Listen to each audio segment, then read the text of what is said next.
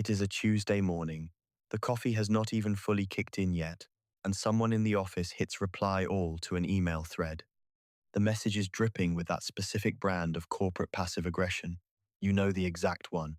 It usually starts with something completely polite on the surface, like, per my previous email, or just wanted to make sure we are all on the same page moving forward. It is a subtle dig, a tiny paper cut to someone's competence, clearly designed to make the sender look smarter and the recipient look foolish in front of the entire department. Most people would feel their heart rate spike instantly. Their fingers would fly across the keyboard, frantically drafting a defense, searching for receipts, preparing for a digital turf war to protect their ego. But there is a specific type of person who reads that email, takes a slow sip of their coffee, completely ignores the hidden insult, and simply replies with the requested data. No defense. No counterattack. Just cool, detached professionalism. To the person who sent the insult, this response is entirely infuriating. To the rest of the office watching it unfold, it looks like an absolute superpower. And if you are someone who regularly encounters disrespect, whether it is a backhanded compliment from a relative at a Thanksgiving dinner, a stranger getting uncomfortably close and aggressive in traffic, or a supposed friend who constantly undermines your choices, you have probably watched these people who never react and wondered how they do it. Are they just pushovers? Do they simply not care? The truth is the exact opposite. They care deeply, but they have fundamentally rewired how they process human behavior. They are not suppressing their anger, nor are they pretending everything is fine. They have simply realized that playing the game is voluntary, and they have chosen to quietly fold their hand and leave the table. Today, we are looking at the psychology of people who never react to disrespect, the ones society sometimes mistakes for being passive, but who actually hold all the cards. To understand how they manage this, we have to look at what physically happens in the brain during a moment of disrespect. Dr.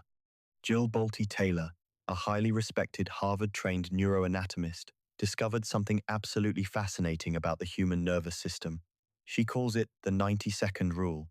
When someone insults you, disrespects you, or violently crosses a personal boundary, your amygdala, the ancient alarm system located deep in your brain, is immediately triggered. It instantly dumps a heavy chemical cocktail of stress hormones like cortisol and adrenaline straight into your bloodstream. You know the feeling. You feel that sudden, uncomfortable heat rising in your chest, the tightness forming in your throat, the overwhelming urge to either run away or fight back. But here is the biological catch that changes everything. From the exact moment that trigger happens to the moment those chemicals completely flush out of your system, it takes exactly 90 seconds. That is it. A minute and a half of pure, involuntary biological reaction. If you are still angry, still feeling disrespected, and still plotting your revenge after those initial 90 seconds have passed, it is no longer because of the initial chemical dump. It is because your brain is actively choosing to replay the event, effectively re-triggering the cycle over and over again. People who never react to disrespect seem to intuitively understand this biological loophole. When someone throws a verbal punch, they do not immediately punch back. They just sit in the 90 seconds. They let the chemical wave wash over them without turning it into a massive narrative about their self-worth. They watch the sensation of anger rise and fall like a spectator sitting in the bleachers at a sports game they do not really care about. By simply delaying their response, they starve the negative emotion of the oxygen it needs to survive. The person disrespecting them is desperately expecting an immediate, explosive return of energy. They want the friction, they need the pushback to validate their own aggression, but when they are met with a calm, unnerving silence, their entire script breaks down. The aggressor is left standing there, holding all the negative energy they just tried to hand off, looking entirely foolish. This is not just emotional control. It is a highly advanced form of energy conservation. Which brings us directly to the concept of psychological economics. Every single day, you wake up with a very specific, finite amount of cognitive and emotional energy. Dr. Roy Baumeister, a prominent social psychologist, famously researched a concept known as ego depletion. His extensive studies showed that willpower, emotional regulation, and complex decision-making all draw from the exact same limited mental battery. Every single time you over-explain yourself to someone who is committed to misunderstanding you, you drain that battery. Every time you engage in a petty argument with a stranger on the internet or a rude customer in a store, you are actively spending your own cognitive currency. People who do not react to disrespect look at these situations like a ruthless accountant looking at a terrible investment. They instantly calculate the emotional return on investment, and they realize the math is completely unbalanced.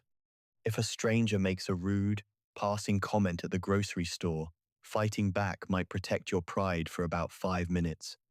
But it will inevitably cost you 2 hours of adrenaline-fueled overthinking later that evening when you are trying to relax on your couch. Is that random stranger worth 2 hours of your peace? Absolutely not. These individuals have simply made themselves too expensive to manipulate. They treat their emotional real estate like a highly exclusive, heavily guarded, gated community. You cannot just walk through the front doors and start a fire on their lawn. You have to earn the right to affect their nervous system. And someone throwing cheap, unprovoked disrespect has not paid the entry fee. So, instead of getting angry, they simply refuse the transaction entirely. This looks like passivity or weakness to an untrained, emotionally reactive eye, but it is actually the ultimate form of self-worth. They are silently broadcasting a very clear message. My focus and my mental clarity are far too valuable to be spent on your complete lack of emotional regulation. But there is a much deeper, more analytical layer to this behavior. People who never react often operate in what behavioral psychologists call observer mode. Instead of participating in the drama as a main character, they intentionally step back and become an anthropologist, studying human behavior in real time. When someone is unnecessarily rude, the natural human instinct is to immediately take it personally. We think, what did I do wrong? Why don't they respect me? How dare they speak to me that way? But the observer knows a fundamental psychological truth that is heavily backed by modern behavioral science: projection. Almost all unprovoked disrespect is a confession disguised as an attack. When an insecure manager belittles your presentation in front of the team, they are not actually evaluating the quality of your work. They are loudly broadcasting their own deep-seated fear of being replaced or outshined. When a friend constantly makes passive-aggressive jokes about your new fitness routine or your dietary choices, they are not criticizing your health. They are revealing their own internal guilt and insecurity about their lack of discipline. Once you truly understand the mechanics of projection, anger instantly gets replaced by something much more powerful: clinical curiosity. The person who doesn't react is looking at the aggressor not as an enemy to be defeated, but as a fascinating, somewhat tragic psychological case study. They see the invisible strings pulling the puppet. Instead of feeling hurt or defensive, they might actually feel a mild sense of pity. They watch the other person flail around, try to provoke a fight, try to desperately extract a reaction, and they think to themselves, how exhausting it must be to live inside a mind that requires putting others down just to feel steady and safe. This internal shift from an active participant to a detached observer creates an invisible, impenetrable psychological shield. The insult cannot land because there is no target to hit. You simply cannot be offended by someone's behavior when you completely understand the pathetic, broken mechanics behind it. There is also a fascinating, highly predictable dynamic that happens in all human conversations when one person simply refuses to follow the unwritten social script. Psychologists refer to this through a concept called the interpersonal circumplex. It is a well-documented model that predicts how people interact with one another. Generally speaking, human behavior is highly complementary. Warmth invites warmth, hostility invites hostility, dominance invites submission. If someone aggressively raises their voice at you, the natural psychological pull is for you to either raise your voice back to meet their energy or to shrink down in fear and submit. But what happens when you introduce non-complementary behavior into the mix? What happens when someone is aggressively rude, trying to establish dominance, and you respond with absolute, flat neutrality? It creates a massive psychological glitch in their brain. Christopher Hopwood, a researcher specializing in personality psychology, has extensively studied how non-complementary behavior fundamentally disrupts toxic dynamics. When an aggressive person meets a completely neutral wall, their brain literally does not know how to process the interaction. They fully expected resistance, because resistance gives them the momentum they need to keep fighting. A neutral, emotionless lack of reaction acts exactly like a vacuum. It instantly sucks all the air out of their aggression. Imagine someone makes a sarcastic, highly disrespectful comment about your outfit or your life choices, and instead of getting upset, you just look at them calmly. Hold eye contact for about 2 seconds longer than is socially comfortable, and simply say, okay. The entire power dynamic flips in an instant. You did not attack them. You did not defend yourself. You just let their rude comment hang awkwardly in the dead air, completely unsupported by any emotional reaction. Without your defensive energy to cover it up, their disrespect suddenly looks glaringly awkward, unprovoked, and childish. They are forced to sit in the profoundly uncomfortable reality of their own bad behavior. Silence, when used strategically and purposefully, is never submission. It is a blinding spotlight. Of course, it is incredibly important to acknowledge that this profound level of emotional detachment does not always come from a place of natural zen or peaceful enlightenment. For many of the most stoic people you will ever meet, this profound calmness is actually a heavily practiced, hard-won survival skill. Some of the most unbothered, steady people out there actually grew up in highly chaotic, emotionally volatile, and unpredictable environments. They may have had a parent who was incredibly quick to anger, or they navigated a childhood where every minor disagreement inevitably turned into an exhausting verbal war. In those specific environments, reacting meant escalating the danger. Explaining yourself meant giving the other person more ammunition to use against you later. So, out of sheer necessity, they learned the delicate art of becoming invisible. They learned to hollow out their external reactions, to build an incredibly thick internal fortress where the external chaos simply could not reach them. Psychologists refer to this coping mechanism as a form of adaptive dissociation. It is the brain's way of saying, I cannot physically leave this dangerous room, so I am going to mentally leave.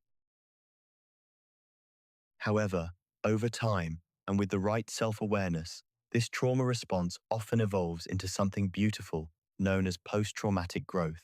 They survive the chaos of their past by realizing a hard truth. They absolutely cannot control how other people act, think, or speak.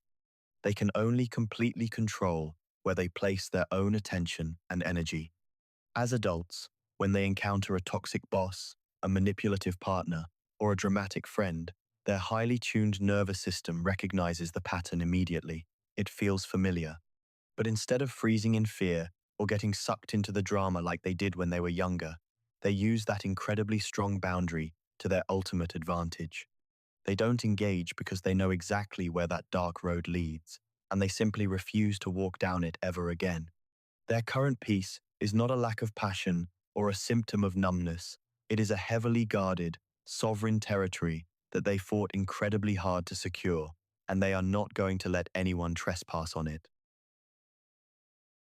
Ultimately, this entire mindset boils down to a core psychological principle known as the locus of control, developed by the eminent psychologist Julian Rotter in the 1950s. The locus of control measures whether you believe the outcomes in your life are determined by your own actions, which is an internal locus, or by outside forces, luck, and the opinions of other people, which is an external locus. People who frequently and loudly react to disrespect almost always operate with a high external locus of control. Their entire emotional state is completely tethered to how the world treats them on any given day. If someone is nice to them, they feel good and worthy. If someone disrespects them, they immediately feel worthless and feel compelled to fight to get their worth back. Their identity is exactly like a volatile stock market, fluctuating wildly based on the daily transactions of the people around them. But those who never react possess a rock-solid, unbreakable, internal locus of control. Their identity is defined internally, in a quiet, private space that absolutely nobody else has access to. Think of it this way. If you know for a fact that you are competent, hardworking, and kind, and a bitter coworker calls you lazy, it doesn't cause an existential crisis. It is simply a factually incorrect statement. Why would you go to war over a data error? If someone holds up a map of New York and aggressively tells you that you are standing in Chicago, you don't scream at them. You just realize they are holding the wrong map, and you let them be wrong. People with an internal locus of control view disrespectful people exactly like this. They do not feel the desperate need to aggressively correct the other person's map because they already know exactly where they are standing. We live in a culture that heavily glorifies the clapback, the viral takedown, the perfectly crafted response that puts someone in their place. We are constantly told that standing up for ourselves means being loud, being sharp, and leaving a mark. And yes, boundaries are crucial. You should never, ever tolerate abuse. But there is a massive, life-changing difference between enforcing a boundary and feeding a drama. Enforcing a boundary is an action. You walk away, you document the behavior, you hang up the phone. Feeding the drama is a reaction. You argue, you justify, you try to make a fundamentally unreasonable person see reason. The people who never react have learned the hardest, most liberating truth of human psychology. You are not required to attend every argument you are invited to. You do not owe anyone an explanation of your character. You stop being a character in their chaotic play, and you become the director of your own life. True power is the ability to sit in a room full of noise, watch the chaos swirl around you, and feel absolutely nothing but steady, quiet alignment with yourself. You are untouchable.